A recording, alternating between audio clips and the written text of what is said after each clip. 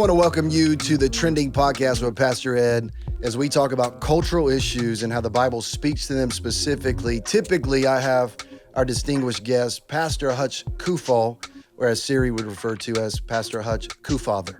As we talk about Marquise Cox, Pastor Q is how we refer to him. And we have given them the month off, ladies and gentlemen, because one person can take the place of two people.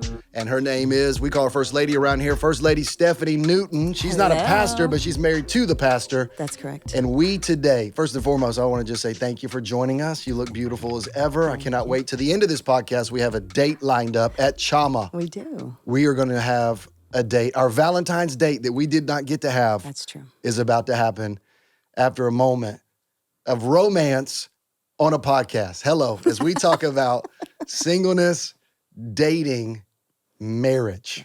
So today, Stephanie, come on, say a word to the people. First and foremost, before you do. What? Thank you for joining us on this podcast. It's actually been remarkable. Just the comments, the reviews. We want to make sure right now that you press subscribe. Here's the reason why, because you'll help us get the message to go further, faster, and for that, we're grateful. And it's also, I don't know if you know this, Stephanie, but we actually have more viewership to the podcast than my sermons, and I don't even know what that fully means, except for the fact that people would much rather, it seems like, to listen to people talk and banter for an hour and a half versus me preach for 37 minutes. So I like to listen to you preach. Well, you're kind. You've been doing that for almost 30 years, and for that, I'm grateful. Hopefully, I'm getting better, by the way. Absolutely. Well, you're supposed to say that. So come on, say a word to the people. Thanks for joining us on the podcast. No, it really is great. This is like a first for me. I have never been on a podcast. Ever. Come on, I did not. You got to look at the camera and tell the people that. This camera? Which camera? The one that has the red light on. The one that's in front of me. I have never been on a podcast. You know, I think I'm just kind of late to the game. I'm not one of those that I subscribe to all these things, listening to people. I'm actually don't really enjoy listening to myself talk on the regular. And so it's just a little bit odd for me. It's probably the reason why I've never done this before. But hey, new things. That's probably the reason why you asked me, why do we have to, come on, for those of you that are watching, I don't even know what camera to look at. I think it's this one. Here's the moment. Stephanie said this, why are you wearing those headphones? Because I could hear you. You're 3 feet from me. Mm-hmm. And my answer to that is, I just like them. And it wasn't even a technical, I don't know, maybe it's the hip hop guy in me that's like, I look cool for this moment. Maybe cool is an overstatement, except for the fact when you speak, you're right in my ear. Yeah, you're. I can hear you. Well, you have in-ears on, and so thank you for leading worship and at CBC and the podcast. Yes, we're honored that the very first podcast of your life is this one. Have you ever listened to a podcast? I listened pause to. Gave it away. The pause is a no. I have listened to parts of your podcast. That's a great answer because that was going to be my next question. But have you even listened to this podcast? I have never listened to just a random podcast ever. Ever? Yeah, I haven't. Well, I'm glad. I'm going to get a drink of coffee. Yeah, because it was very confrontational in regards to the fact that you haven't even listened to this podcast. Have you even subscribed to this podcast? I don't know.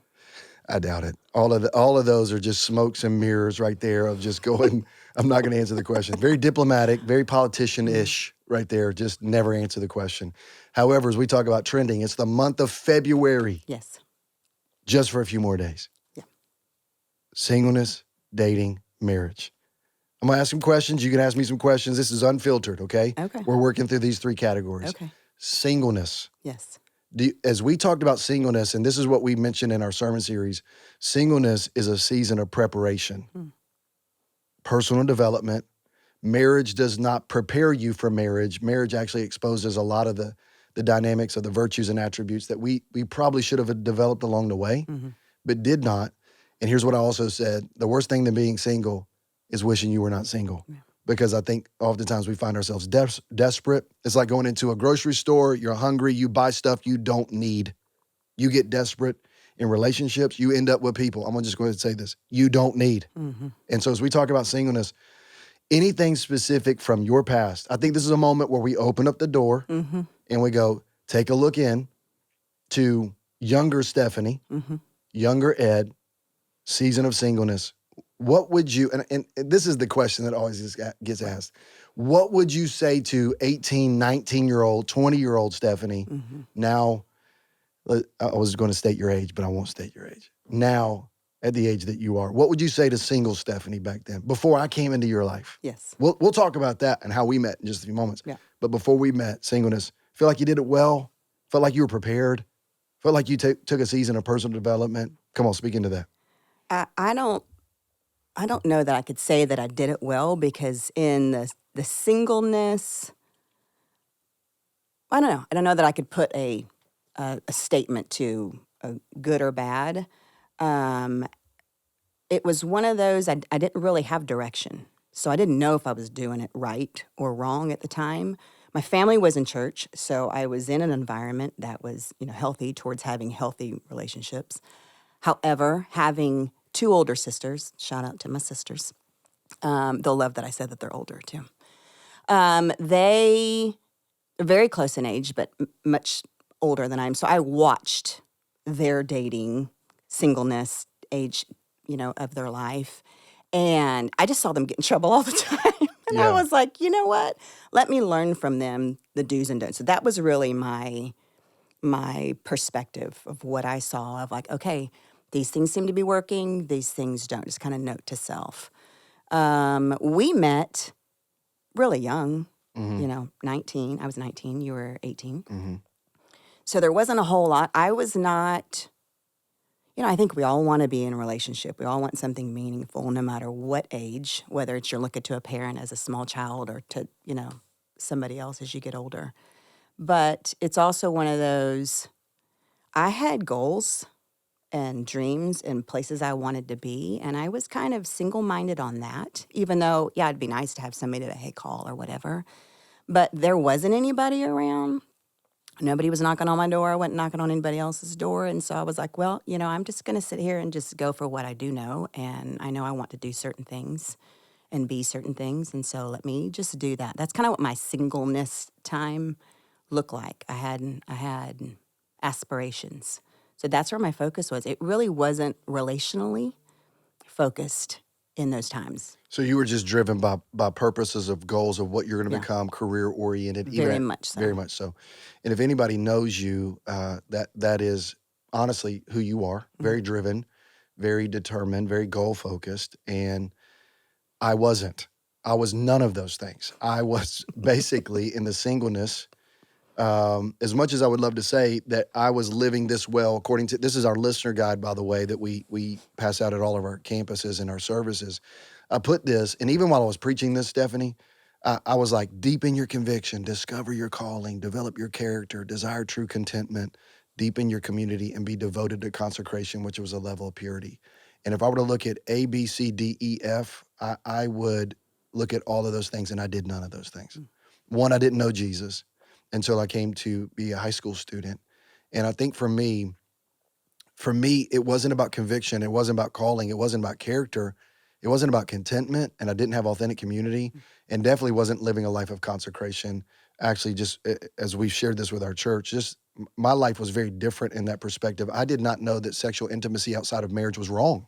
Had no idea that was wrong. So for me, very promiscuous, and I say that honestly as a statement, not to give any glory to the devil, but because I look at the most beautiful person in my life of 26 years of marriage and go, you are worth the wait.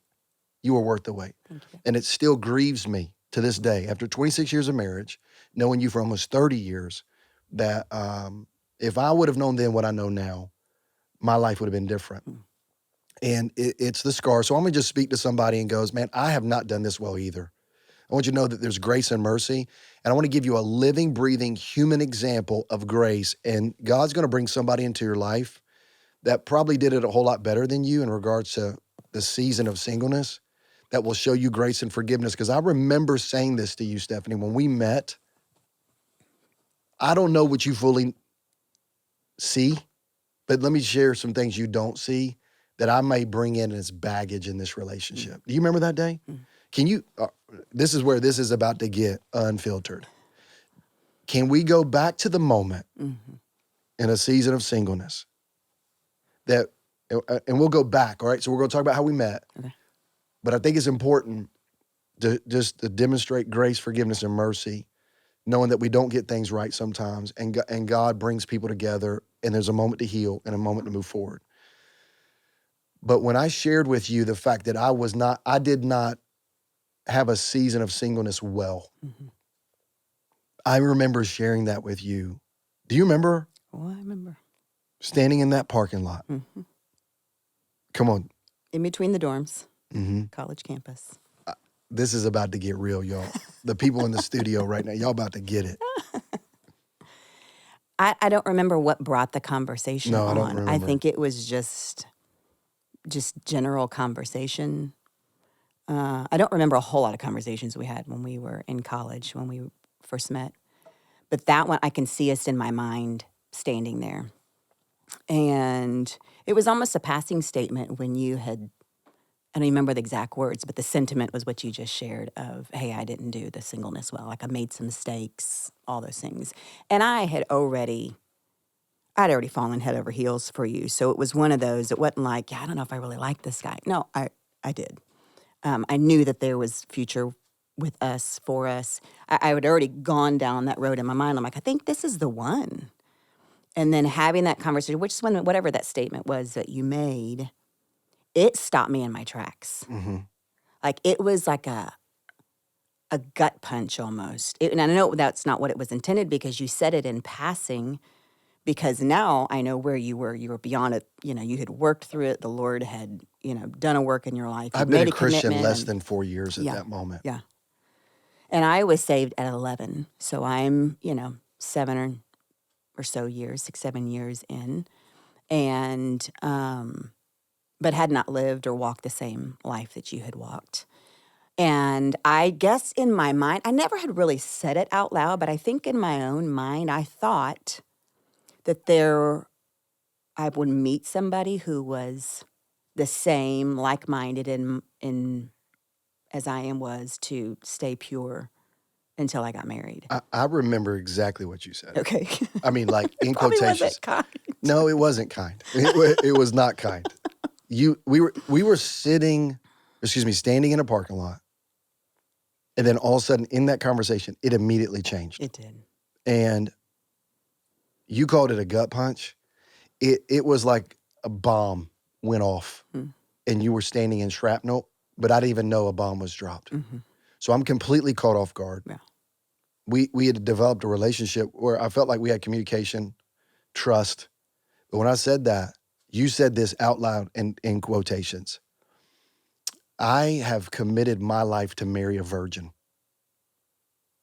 and you're not it. And you walked off. It's like true story. Well, I didn't lie to you. Walked off. Listen, walked off, and I'm in the ashes. My world just imploded. And let me just make this statement. I think for the first time, the grace of God forgave me, but what you sow is what you reap. If I could say this, caught up with me in that moment. Because the one I wanted to be with all my life just walked away.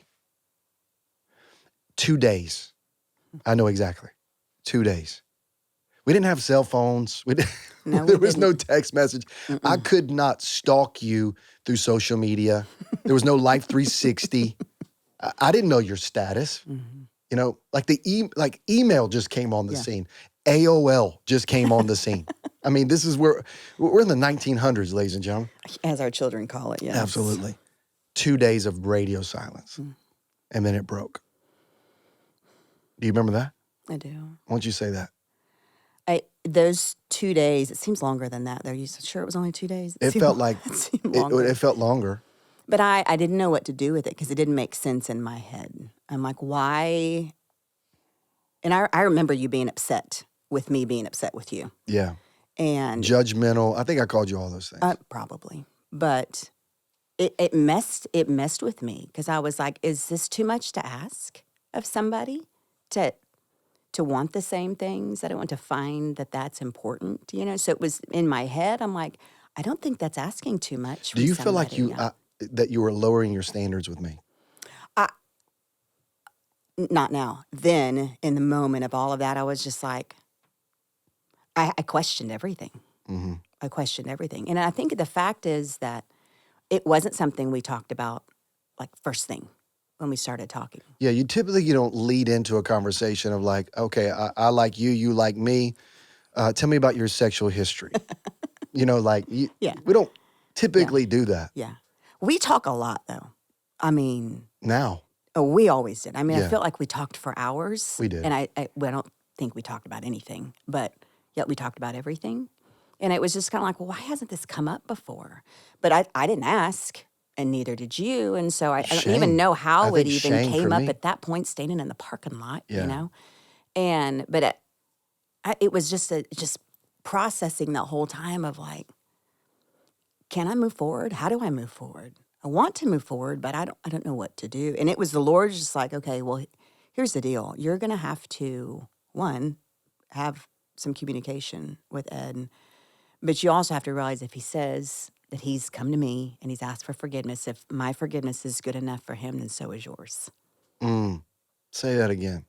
If the Lord's forgiveness is good enough for somebody that genuinely asks for forgiveness, then I should have no hesitancy of when the Lord says I need to forgive, to forgive. And so it was one of those, not a pious, not of I'm better than, different choices.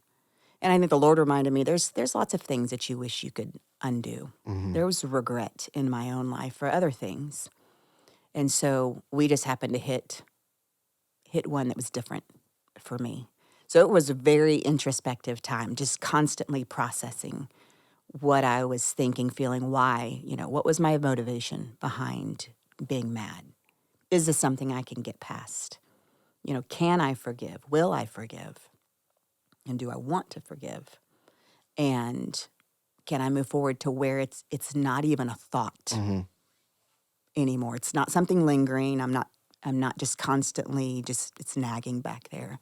It was a full forgiveness and literally almost a forget. I know we can't do that No. with everything, but for this, that's what I asked the Lord for.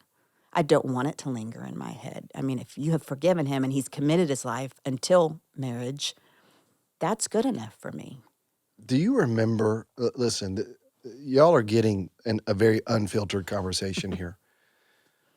Fast forward, we get married. You're a teacher at a school. Mm-hmm. This was the moment I was like, okay, this is just really weird. You go, can you come in to my anatomy, physiology class Mm-hmm. on sexual reproduction system? Do you remember this? I don't, but I'm sure I said it. And can you talk about the pursuit of purity and share your? Do you remember this? I don't, but that's a great thing that I did, though. No, and I just remember going, you want me to tell everybody in your class my past story and try to encourage them based upon you teaching anatomy, physiology, and the sexual reproduction system of why it's God's plan to preserve purity for marriage. And I remember going, that's different from that parking lot conversation. So I think as I look into a camera and we talk about singleness, I think for all of us, we look at that season of singleness. And if you're single right now, one of the comments that we've made is that oftentimes we find ourselves so longing to have companionship, but take this season and use it in personal development. Here's the reason why, because dating and marriage doesn't fix the problems, it exposes them. And so that's a key principle. I'm every bit of the example of doing it wrong. And not perfect, Stephanie, but I do think you were goal-driven pursuit, which means as we step into a season of dating, and we just ask these questions, and there's my listener guide I was looking for. We walk through these questions of like, are they a Christian? Do they share the same convictions? Do they possess character? Are we compatible? Is there healthy communication? Is there chemistry? As we began this relationship, I think it's important that we kind of go back in time. Let's jump in the DeLorean and not go into the future, but let's go back in time. And let's go back to the moment where we first met. Okay. Okay? Single, you're single. And then in the midst of this, I've done this wrong. You are very driven, goal oriented. You're a sophomore in college. I'm a freshman in college. And we meet. Mhm. Okay. Tell everybody your version of the story, and then I'll correct whatever I think is There's only one fake news. version. It'll There's be only fake one news. version. I was wondering if you were going to even bring it up No, because I know that you tend to like, Listen, oh, your side of the story just feels like accurate, it leans accurate. it leans in your favor. It makes me look like I am a complete utter fool. You let me know after I tell the story if there is anything that you did not I will. do. I will. I always hold the mic at the end. Here we go. Tell the I story. can have some people Tell fact the check you story. though. Tell the story. How we met. Well, a little bit of backstory. I'm not one that dated, all through high school. It was one of those things. It was just like I told you before. I would just rather not. There really wasn't anybody around to be really truthful that I cared to date, and it was just a little bit tough in the household to try to do those type of things. It was just easier not to do If it. anybody knows your dad, it's like meet the parents, circle of trust, and surveillance cameras on your It's life. true. Is that true? It was Shout out to Don easier Holland, but that guy, not to hello. date. Yeah. So, especially again, watching my sisters and all that, I'm like, yeah, I'm all right. So, coming into college, there was somebody that I was talking to, and it just kind of went south. And then somebody else shortly after, I'm like, this is not working. The time that I tried, this is not good. Like, no wonder I've not done this for 18. Like, I'm good. I had sworn off dating. I'm like, let me just get back to the goal, and I veered off. No, let's just eye on the prize. Let's make something of myself. And then it's the beginning of my sophomore year. Oh gosh, here we go. And here we go. I can tell. The way you transition is just going to be it's a dead giveaway of where we're going. It's true. This is the true story, unfiltered. I'm breathing deeply. So our school was teeny tiny. It's not even in existence anymore. 1,500 people. Yeah, if that. And because it was my sophomore year, coming back, I have all the friends that are there. We all live all over the country, so it's really like a reunion when school comes back. And the only like communal gathering place we had on campus was in the cafeteria. And the gym. And the gym, yeah. But it kind of smelled in there, so I didn't gravitate towards the gym. And there was food in the cafeteria, so that was always a better place. But that first week of school, you remember they used to like rent out things for us to do, kind of welcome week type thing, the bowling, ice skating, all the things. This is pre-inflatables. True. And so, and like the whole school could fit in one of these buildings type of a thing. So with my girls and I just being reunited after being gone all summer, it's bowling night. And I'm really not a fan of bowling, but when you're with, great company, you have fun with anything.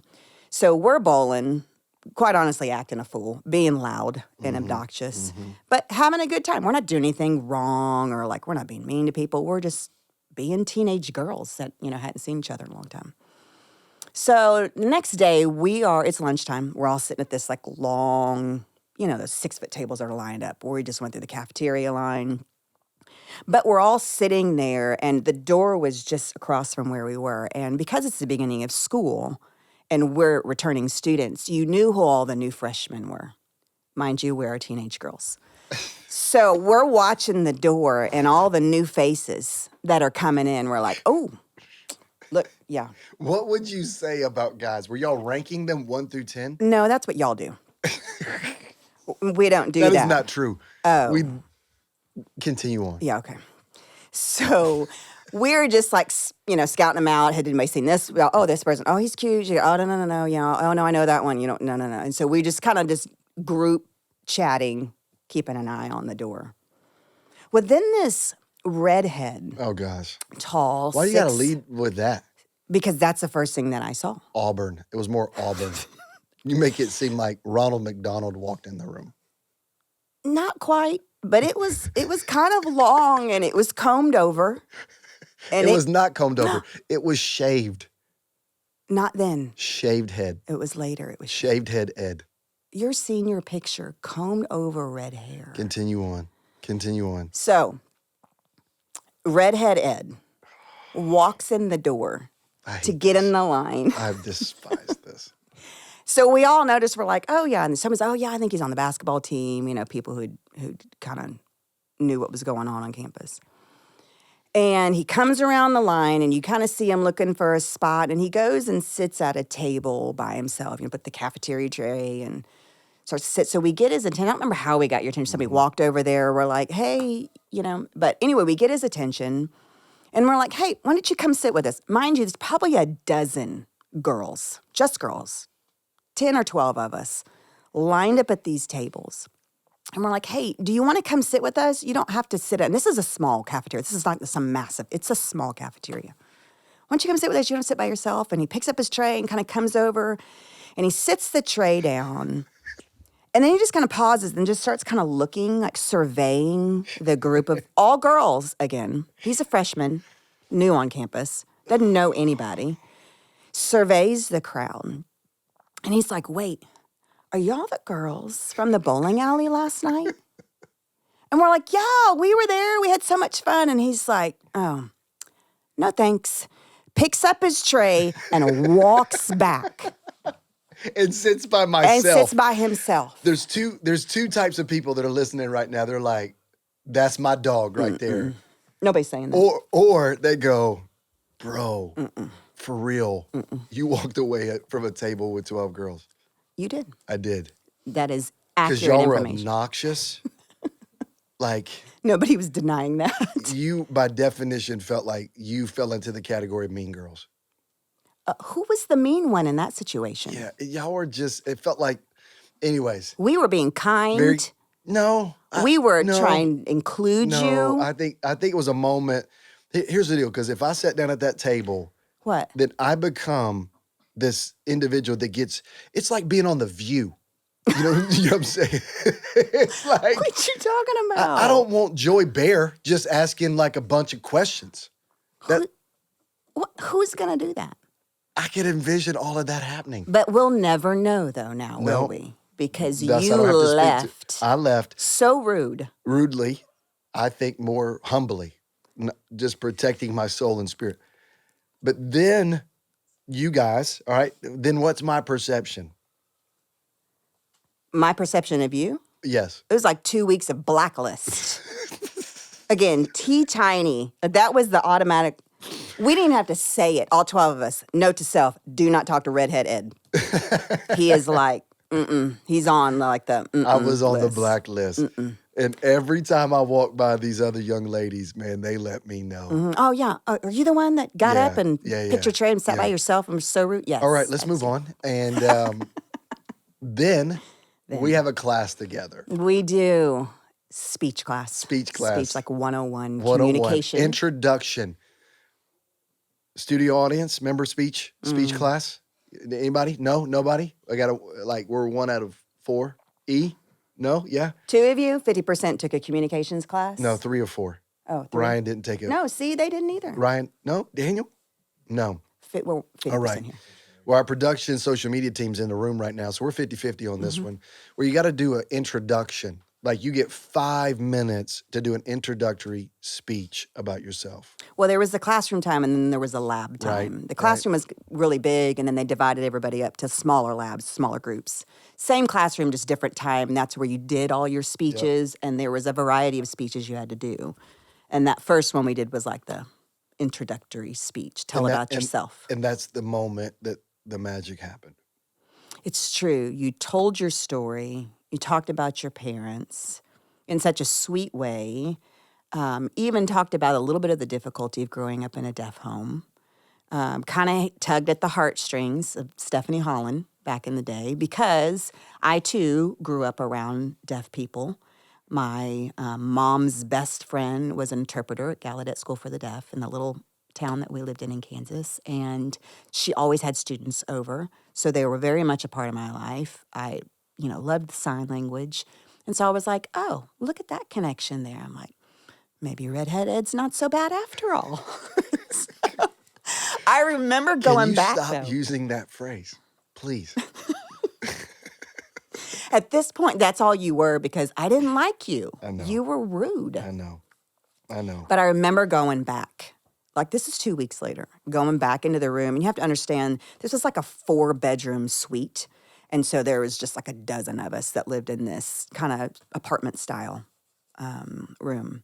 And I remember going, y'all, I have this lab with, Ed. Y'all remember Ed, Do from y'all the remember cafeteria? Ed? And they're like, yeah. And I said, I told him all about your speech. Actually, how sweet, you really were. You had already kind of started making the moves during class. Define that. Help Do y'all our remember listenership. Scantrons? I should have brought it with me. I just now remembered. We still have it? I still have. Oh yeah, I still have it. Here we The go. Here we Scantrons. Do go. y'all know what Scantrons know. are? They know. So they still use. I actually love Scantrons, but they had the small quiz ones, which are like The Quizlet. the little, just tiny. I don't know, 25 questions or something on there. And you had to buy them in packs. Like you had to buy your own Scantrons, take them to class, and you had to, like, if you didn't have one, you weren't taking the test that day. So you would stack some of them. And one particular day, you decided you were going to take the Scantron and color in using the bubbles, but but make a note, like a message. And They look like Morse code, kind of, yeah. basically. And you would slide those notes, over to me. And I do still have those as well. But I went back and told my girls, I'm like, hey, I have this lab. And heard his story, and I'm like, did y'all know that, and just kind of listed all these things. And they're like, no way. I'm like, well, I actually talked to him the other day. I ran into him, and I was like, he was really nice. And I'm like, y'all, I think he may have just had like a bad day or something, a bad moment in the cafeteria. Because I think he's actually a really nice guy. I just think he just went crazy, just lost his mind one Or day. in could the be cafeteria. socially awkward. Or that. I don't think that term existed back then, but Yeah. if you want to call it that. Yeah, I think it was more than that. And then we're like, okay, everybody, it's decided we can talk to Ed now. I got off the list. He did. I got off the list. He did. And they treated me kindly. They did. But then, after multiple Scantrons, right? I think I Scantron, will you go out with me? Check yes or no. Because that's original. Nobody's done that or written songs about it song. or anything. It was a country song at that time. It was like a really hot country song. And our first date, do you remember? I do. Tell everybody. Water skiing. Nobody expected that one. Water skiing. That just that sets the precedence for our whole life. Our whole life. Actually, is what it does. So we adventure. I wasn't a part of it. It's a great church called Indian Rocks Baptist Church in right outside of Clearwater, Florida. And I just attended, and they had a college party at the lake after church on a Sunday afternoon. And I didn't know anybody at this gathering, so I invited you, and we got to ride a wave runner together. There was like skiing, wave runners, and just all kind of stuff. Picnic. People were just hanging out, getting the water. This if you is want the to. moment, y'all. Wave running out there, kind of just doing our thing. We fall off. We were flung off. Flung off is a better word. You don't just fall off. Yeah.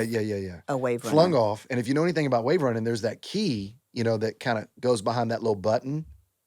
Well, I'd never ridden a wave runner before. It's got the little springy. Yeah, that's the leash. Yeah, but it's attached to that. But it has a little hook. Like arm. if it was like this, it has to go on that. But it's attached to your arm. It is attached to your arm. So I fall off, the motor shuts off. Right. And we're in the middle of a lake, and we don't know how to put the key back in. Mind you, this is a lake in Florida. With alligators. Outside of Tampa. So there is not a lake in that state that does not have alligators in it. It's got water, it's got gators. It's. And we're drifting towards the marsh in that space. And it feels like we're there for 10, 15 minutes before a boat finally comes by. But it was in that moment, trauma bonding is probably how we would define that. No, you looked at me and you go, What do I do? do you know where this goes? And I was like, you were the one driving? Like, did you not stick? Did you not? I mean, how did we get going if you don't? I don't know. Which is still more like 30 years of me asking questions. You know how to fix this? You know what to do with this? I mean, so nothing's really changed in that. We become honestly, we become friends. We have a lot of fun together. We do. And I'm going to go into just kind of, because we could tell these stories for hours. All day long. We take our relationship to another level. Once more, I'm going to go back to the listener guide because Christian convictions, character, compatible, chemistry, communication, these boxes, even though we didn't know they were boxes, were being checked. Yeah, they were. Okay? They were being checked. And the reason why I think this podcast is important is because if you don't know what you're looking for, and this was the key principle in this section of the sermon, is most people date people because of attraction, not alignment. And these are very simple principles: Christian convictions, character, compatible, communication, chemistry. Not just attraction, immensely attracted, but there was alignment Yeah. to us in that space. So much so that we dated for 4 years and we were college sweethearts in that journey. And the reason why I say this is because then there was a moment, all right, let's get to the end. You graduated in 1997, which means you graduated a year before I did. And I have one more year. Yeah. And you moved to Memphis, Tennessee to work at St. Jude Children's Hospital because, once more, if you heard earlier in the podcast, very driven, goal oriented, and to be a research scientist in genetics was the goal. Is that fair? Well, actually, it was more of a biologist in marine biology. Originally, it was marine biology, so I went to Florida. But then it shifted into research science. I mean, it was the goal to work there. So you moved to Memphis. I'm a youth pastor my senior year of college, part-time, full-time student, playing basketball, doing all of that. And I got to make a decision. Like, this alignment piece, the reason why I say this to you is the alignment piece is so big because I'm called to ministry. I'm giving my life to ministry. And I think there's a moment in this where you're like, I don't know if I'm called to be a pastor's wife. I think there's some questions in that. There was some arguments that we were having along the way, and we could just slowly feel a disconnection. And I've never said this to our church. We broke up. We did. We actually broke up. Your senior year. Yeah. And we were such good friends. And you have a campus of 1,500 people. We didn't tell a single soul. And you graduated. So her family comes in. I've been dating their daughter for 3 years. 3 years, and we break up, and they don't know. She drives off with her family, bawling. Should be excited. You just graduated college. She breaks the news as they're driving back home. Me and Ed are done. So that whole senior year, though, the compatibility part was shifting. And I still don't know that I could tell you why. I just remember something's not the same. But I do think it's a trajectory issue. Like it was an alignment of going, okay, this is what we're giving our lives to. Like I'm going to work at a church. You're going to be in a science field. Does this work together? Obviously it does. Yeah. But at that moment, you're 19, 20 years old. You're like, I don't know. All I know is that this entire time, I met you in October, and school started in August. So all I've known is Stephanie Michelle Holland as my girlfriend, as a college student. That's all I've known. And then that moment you move off and things get real. Like you got a real job, real money, real car, real house, all that stuff. And I'm in a dorm room and I'm like, I don't know what this looks like.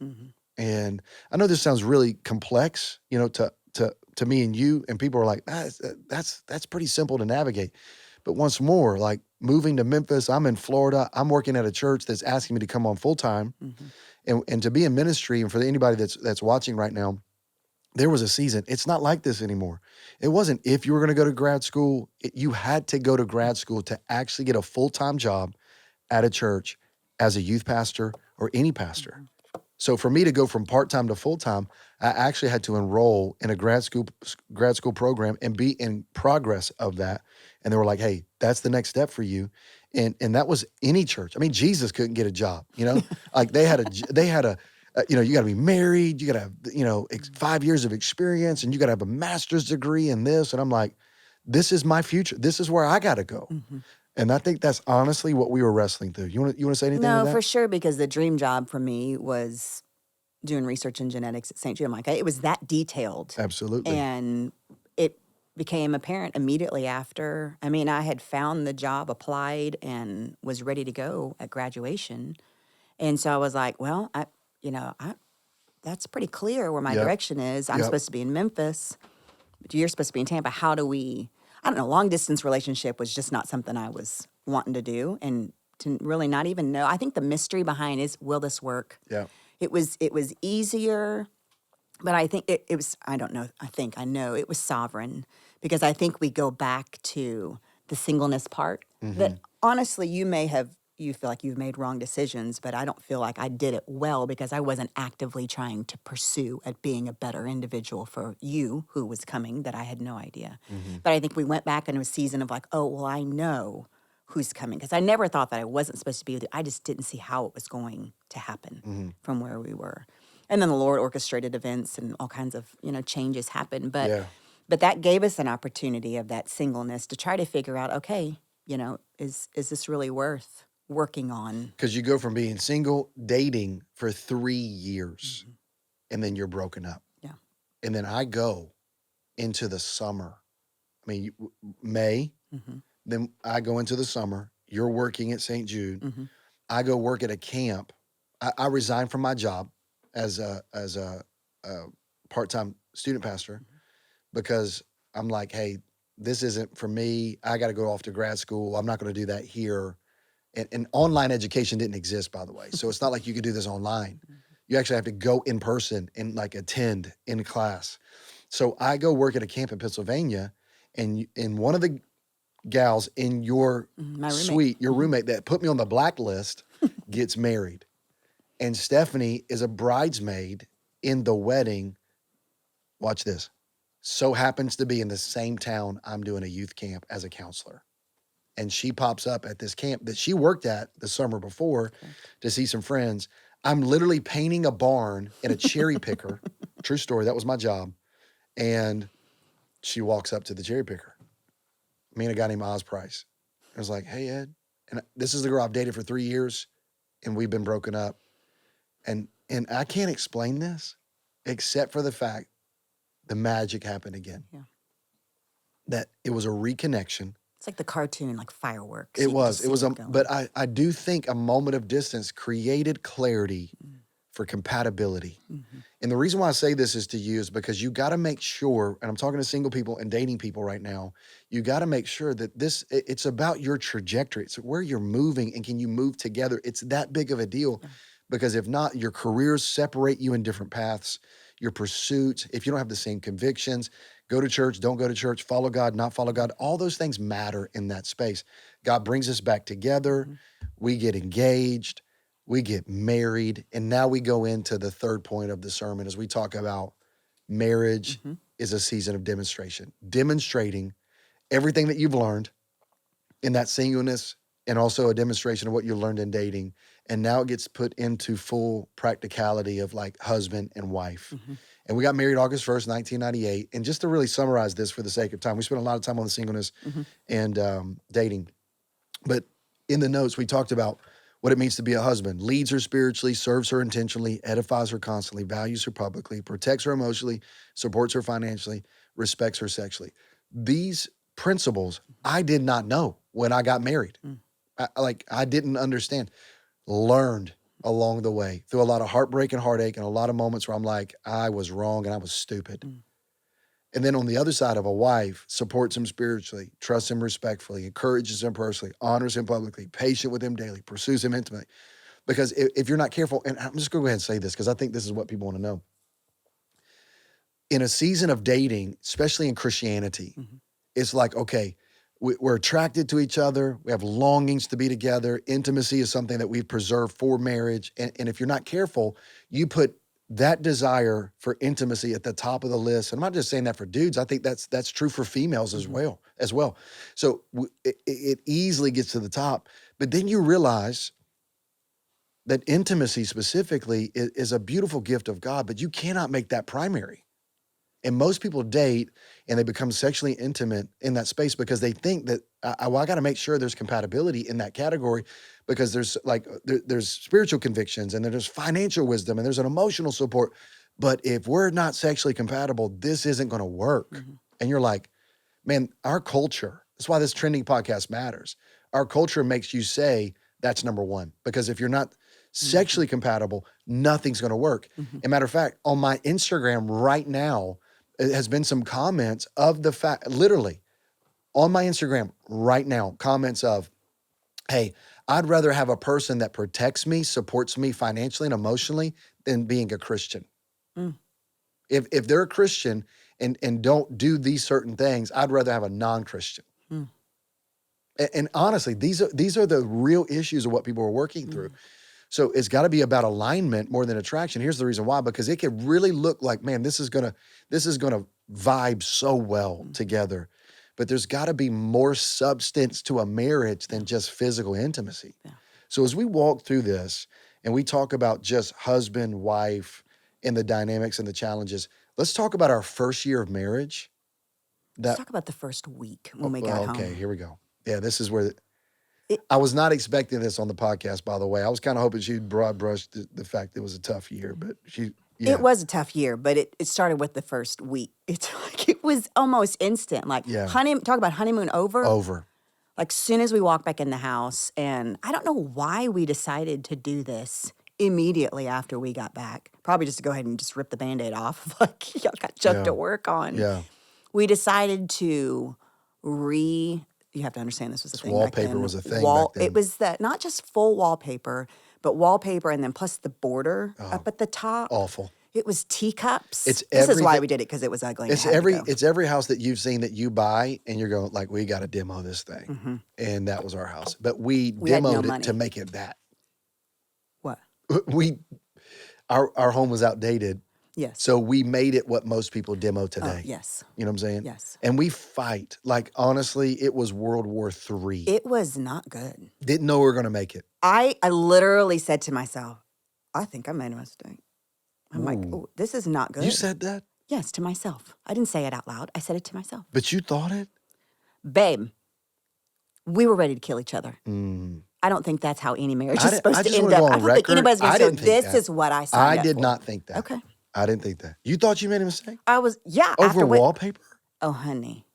Come on. Babe, it was terrible. That week was terrible. Let me tell you my because we immediate- fought so bad. So here's what I'm saying to you. You could date somebody for a long time and still not know things.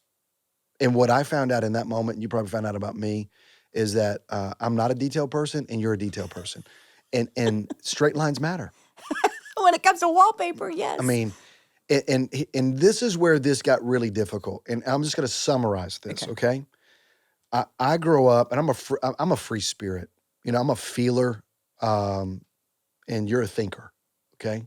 I'm like, I feel my way through things, you know, just like I vibe through, and then I start trying to put pragmatism to this. You lead with pragmatism, and then you're like, my feelings don't matter. They have to catch up with my thoughts. And I'm like, no, my feelings drive everything. So I operate in the future, you operate in today. And I think this is, though we didn't have vocabulary for that, that's what's happening. We're clashing. My immediate thought here, and it's no disrespect to your dad, okay, at all. But her dad, as I mentioned earlier, was just very detailed, organized. And Stephanie was a reflection of her dad in those regards, okay? Totally different people, but seemed very similar in things had to be structured and organized and detailed and planned and thoughtful and strategic and all of that. And I'm like, no, let's just, and I immediately, and I'm just going to say this out loud, was projecting on you. You're just like your dad. And then I was self-projecting. I'll never be able to meet that expectation, which immediately caused me to look at Stephanie in every argument and go, I'm not your dad. I can't be that guy, you know? Because it was like, if you're going to be happy, then I have to be this person. And then all of a sudden, I think that's what ends up happening is then you're self-projecting things that are not even true. You're self-projecting things that you go, this is not even the issue.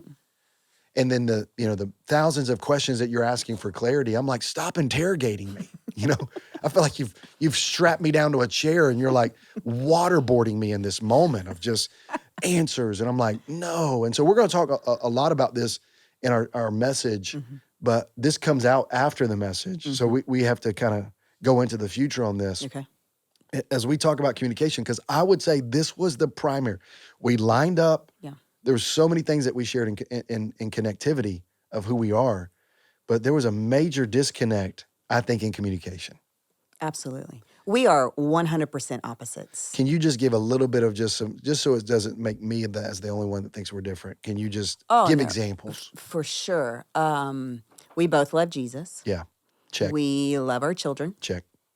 We desire to live godly Yep. and to make wise Check. choices. And You're struggling for 4 right now. yeah, I was trying to hit 4 and I couldn't. I Good. got to 3 and I'm like, we like basketball. We like to watch basketball. Can add that. I start to fumble because there's not a whole lot beyond Yeah. like the Bible and Wow. Jesus. You make it seem You as if we know? have nothing in common. Well, we're very different We people. are very different Very people. different. But I think that's why it works because Opposites you are attract. my strength and in my weaknesses, and Vice versa. I strive to be that for you, You are as that. well. And so it's crazy how different we are. I think the wallpaper in the kitchen just Yeah. it was all over. Literally, the handwriting was on the wall of like, y'all are gonna make it, but you're gonna have to work through some stuff. So And we did, and we have worked through a Yeah. lot of those things, Yeah. and still working through them. Yes. It is a work in progress. But as we talk about like husbands loving their wives as Christ loved the Yes. church, I think for me personally, marriage has revealed to me my selfishness. Mm. Marriage has revealed to me of this idea, if we're not careful, and I want to just say this to somebody that's moving into marriage or even in the midst of marriage, is if you're not careful, you could put unrealistic expectations on your spouse that cannot be fulfilled. And it causes conversations that most likely will never be had because they become pent up frustrations, and you tell it to everybody else wondering if your spouse will ever get it, and you try to give subliminal messages. You're like trying to somehow like, okay, maybe they'll read body language and all those things, but nobody's a psychic. And one of the things we have to understand is that the healthier the marriage is, the stronger the communication is. The healthier the marriage is, the stronger the communication is, which means that there could be an honest feedback loop in this. And I think there's moments where you go, okay, I cannot be put off by the moment of somebody addressing some things. And I read this the other day, and I want to see what your thought is sociologists said that there's got to be 5 compliments to 1 criticism. Because, and we talked about this, that most people remember criticism more than they remember compliments. Right. And it depends on our nature, nurture, how we receive information, our upbringings, our past, even our own traumas and our hurts. And here's the thing, communication gets filtered through all of those things, and you don't even know they're there, which means you're saying and you're receiving, but they're all filtered. And if you don't address those filters, then you actually can misunderstand what somebody is saying, even though someone else heard a totally different thing, because you hear through your past, you hear through your pain, you hear through your frustrations, and you also hear through projections that sometimes are not real. Yeah. But looking at husband, wife, anything specifically spiritually in this regard that you go, man, this would be a lesson, this would be a nugget, this would be something that you would want to say to somebody, man or woman, husband or wife, in this section. I think I don't know how early on, but I remember there being a shift to where we started having conversations that were just brutally honest. We didn't have the vocabulary or the tools, like we talked about in our tag team. Which go back and watch message. this message from this past weekend, and you're going to get those tools. And we didn't have that then, years ago. But we looked at each other and we were just like, "Hey, can we just?" And I just shoot it straight, with you. Here's what I'm thinking or feeling, or this is when you said this, then this is, and I need to just tell you how that hit, or that I really was this when you said or did this. And we started having those and he just really just very brutally honest conversations. And it took a while because you so freely share how you think and feel, and I am You shut down. I'm You sealed shut up down. tighter than a drum. I mean, I just like I'm good. I want to talk out feelings, and you're like, no, I want to talk about it Yeah, until I'm ready. Yeah, and you can talk all you want, and then it's my turn. I'm like, I'm good.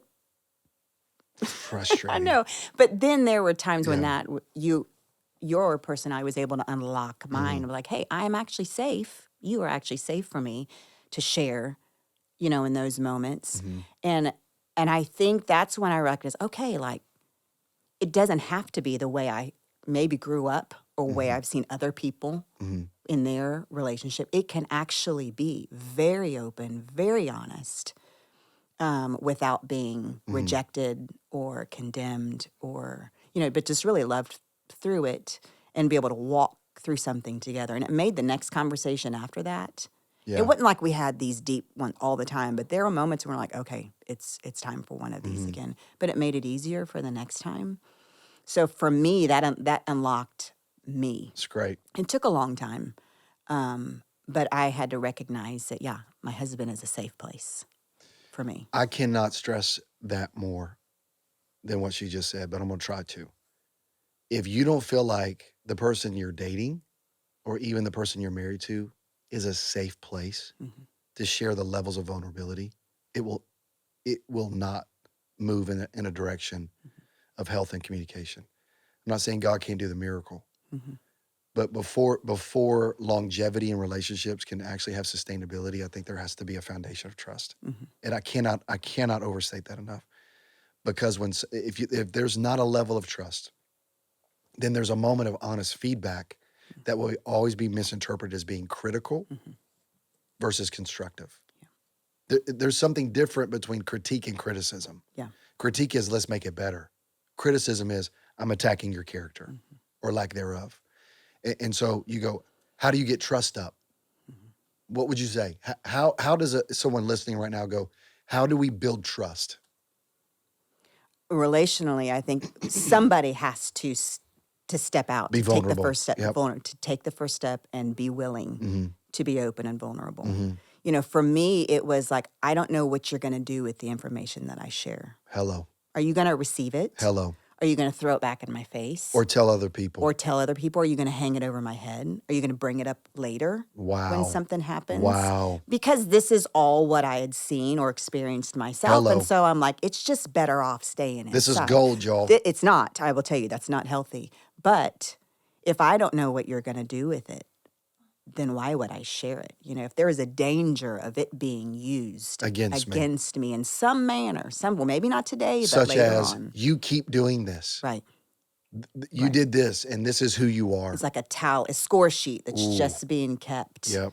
And I already know, got issues and things I need, but I certainly don't want somebody who I love and trust the most to go, well, let me keep reminding you of all your shortcomings. Wow. So that, for me, that's great. That's great. That was huge. You know, 1 Corinthians 13 in the Message translation says, love does not keep score. And I think there's moments where it's impossible for people to forget, moments of distrust and moments where that feels like it's taken advantage of. But I do believe in moments of honesty and transparency as you share that. My prayer, because there's nothing I keep back from you. I think I'm an overshare. All right. And I think there's still more room for that. Right. We got to close out this podcast. Okay. We've been here. We could be here for hours. And this being your first podcast, trending podcast with Pastor Ed, and my wife is with me. So it's just really Ed and Stephanie having this conversation. Let's talk about intimacy. Okay. All right. You want to go there? Where you want to go? So how would you refer to like just a married couple? Because, once more, singles and dating, preserving purity to that day. Yeah. 26 years. How do we keep this spicy? Yeah. It is. I can't wait to hear what you can say. I'm ready to take notes. It takes a concerted effort. Yeah. At, when you're dating, you have all this free time, where you have time to write out Scantron notes or color a picture, or do those little things. But then life gets real, family starts growing. There are other people you have to be responsible for. And would you agree, and I'm not trying to interrupt you, would you agree that there's an unrealistic expectation sometimes in dating?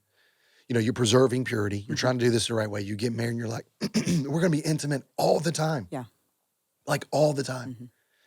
And every dude goes, yeah, that's exactly what I thought. Right?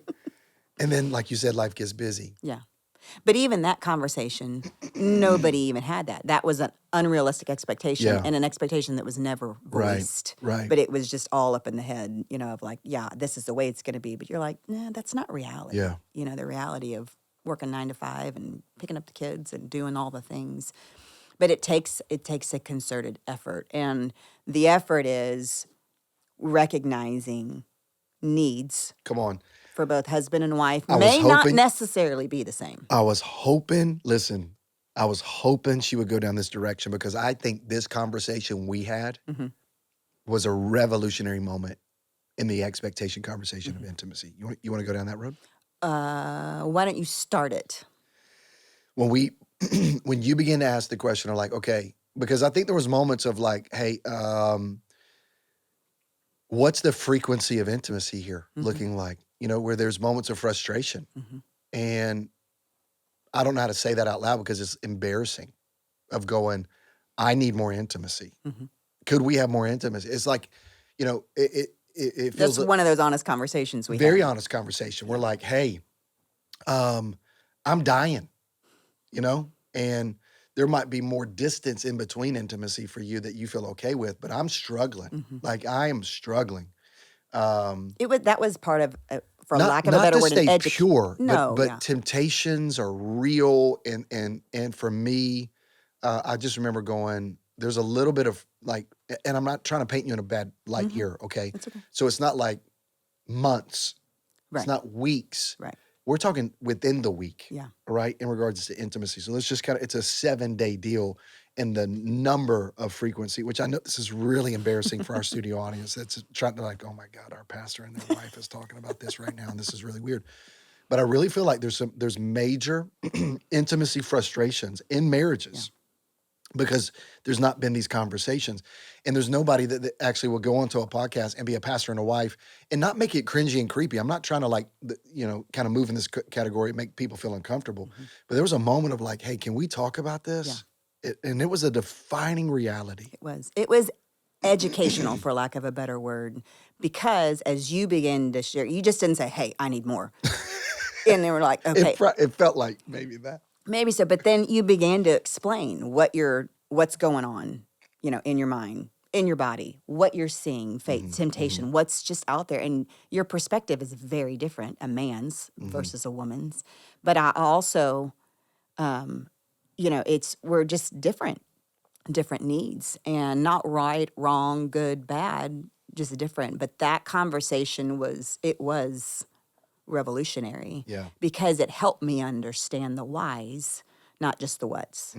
And from then on, it gave me a frame of reference to think. I had to not just think about myself, but I wanted to think about you. And this isn't a have to, this is it's a want to. What's We're 1 one. Corinthians 7, not to deprive. Yes.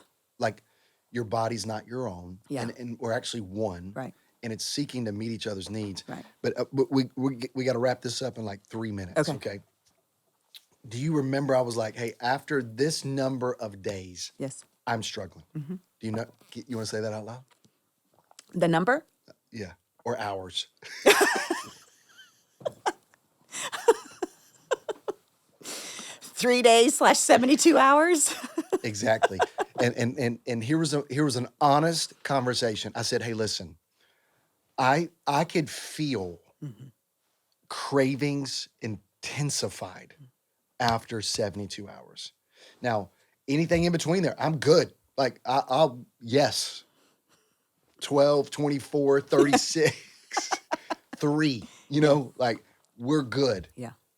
But after 72 hours, and I would dare to say this, that the way men are, and once more, this is not an objectifying a woman. This is transactional. This is just an understanding of a conversation that was honest, of needs, and this is just for me and you. I was like, I start to struggle, not in faithfulness, Right. not in integrity, but I could feel temptations intensifying because of appetite and craving, and it was more couched in a conversation of, I'm madly in love with you. I'm attracted to you. I'm hoping I'm doing all these other things of lead you spiritually, serve you intentionally, edify you constantly. So it wasn't like, hey, objective, this is all transactional. I'm seeking to be the man of God. But that conversation changed our marriage Yeah, it did. from an intimacy standpoint. And I just want to say, like, to anybody that's watching, it's embarrassing for dudes to have these conversations. But I think I want to say this to you. Maybe your wife is thinking something totally different. And and I know you're embarrassed because I was like, I struggle. And it feels like admitting weakness, and it's embarrassing. But I'm gonna tell you, it liberated our marriage. And that was probably about, I would say 17, 18 years ago. Probably. Yeah. Long time ago. But here's the deal. But in that lack of communication in the first 6, 7, and 8, watch what could happen. Misunderstandings, distance, separation, frustration, and catastrophic things can happen.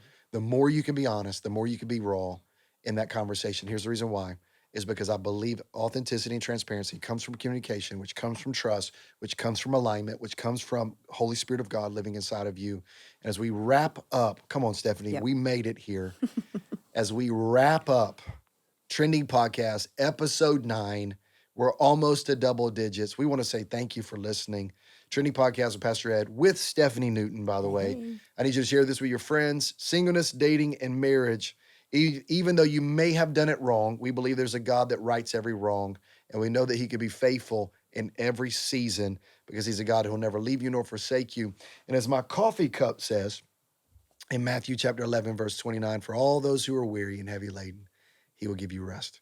I just noticed that, by the way. Oh. So on behalf of Stephanie and myself, thank you for watching. Subscribe. We look forward to seeing you in our next month's episode. But once more, till we meet again, Much love. much love.